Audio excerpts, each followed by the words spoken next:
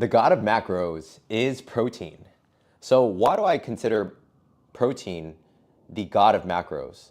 So if you actually look at the Greek terminology, protein actually means of utmost importance. The other term that it actually means is of first rank. So why do I perceive that protein is the most important macronutrient of all time?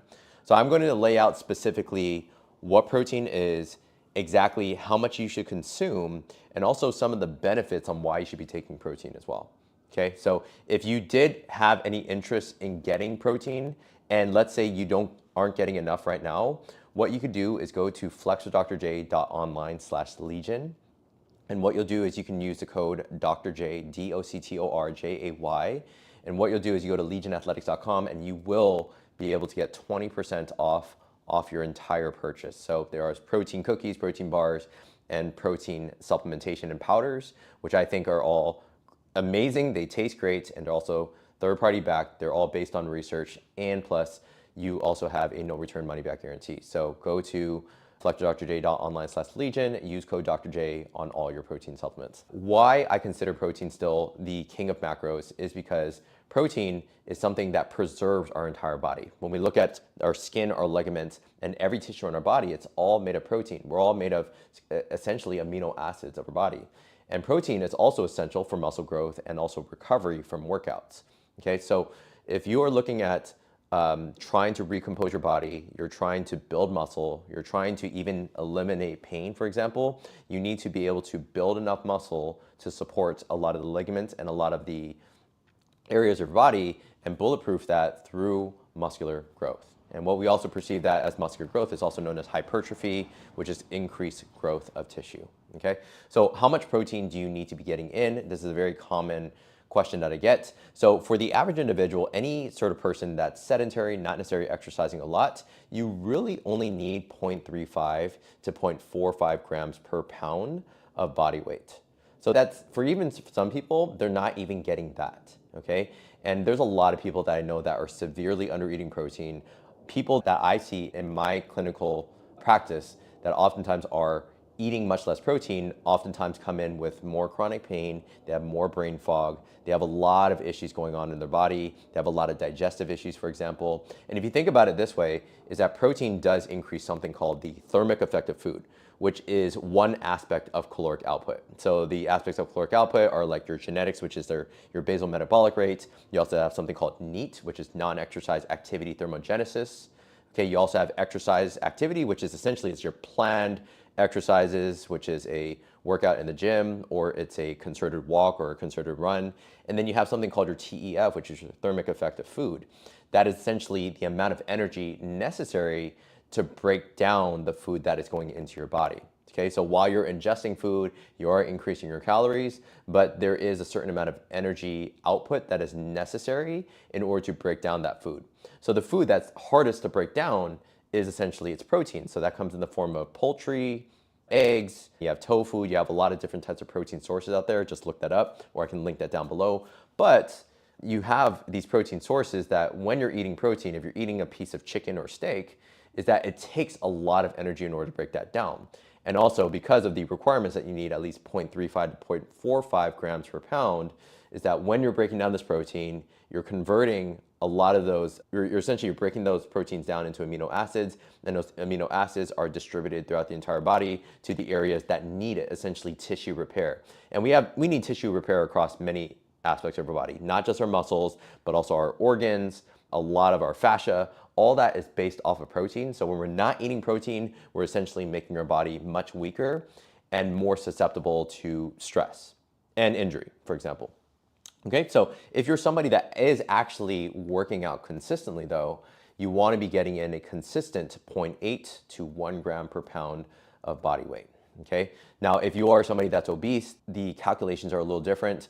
Some general rules according to research are if you're 5'8" but you're extremely obese, is that essentially just take your height in centimeters, and that is essentially a rough gauge of how much protein you should actually be getting. Okay, so if you're not getting enough protein, you are essentially not getting in the essential nutrients that are necessary for tissue repair, muscle regeneration, immune function. You're leaving a whole lot of health off the table when you're not getting enough protein.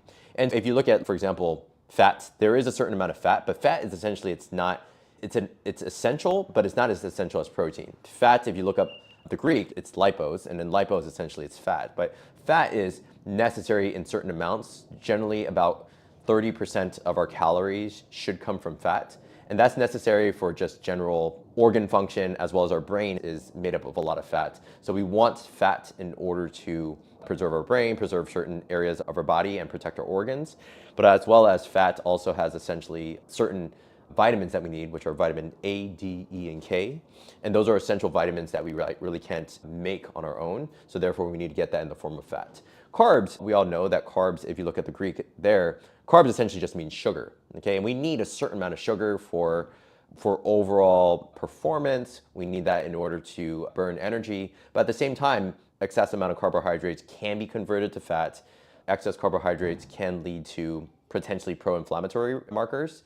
And also carbs essentially as well can lead to prediabetes, metabolic syndrome, diabetes mellitus. So we generally don't want to be eating excessive amount of carbs unless we're actually utilizing those carbs in the form of exercise. But like I said, protein, if you look at the Greek, of utmost importance, first rank, you really can't fight those terms. We essentially, almost all my clients that I see that start to increase their protein intake have all noticed either improved energy output, improved recovery from workouts.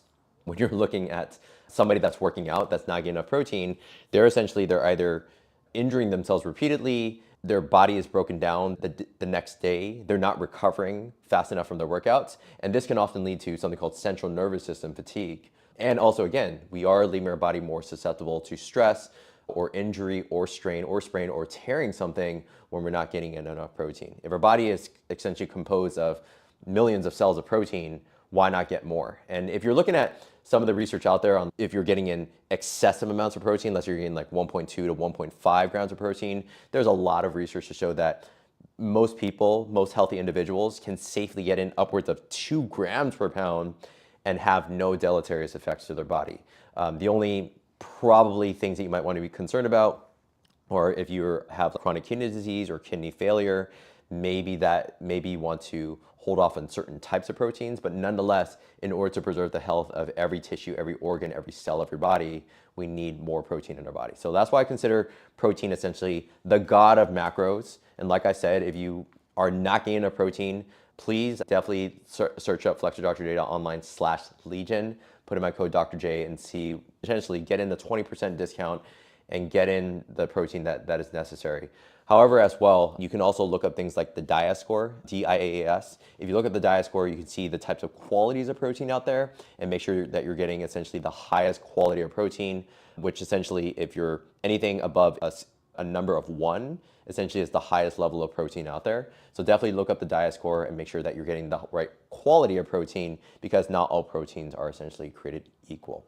Okay, but if you have any other questions around protein or around nutrition, definitely let me know. There's a few ways to reach out to me. You can either DM me at FlexwithDoctorJay on Instagram, TikTok, a whole bunch of places. If you want to direct text us directly, feel free to text us 415-965-6580. You can also email us at jason@flexwithdoctorjay.com and also give us feedback or ask more questions around why protein might be the right macronutrient that you might be missing out on. But also, if you did enjoy this episode, definitely leave a 5-star review on any major podcast. Also leave a written review if you feel that you got a lot of value out of this. Why you might give a 5-star review or write a review is so that anybody that puts in certain keywords around pain, injury, health in general, my podcast will be able to reach more people, and you'll be helping me impact more people's lives. So that's what I got for today. If you have any other specific questions, again, drop us a message, and I'll see you guys on the next one.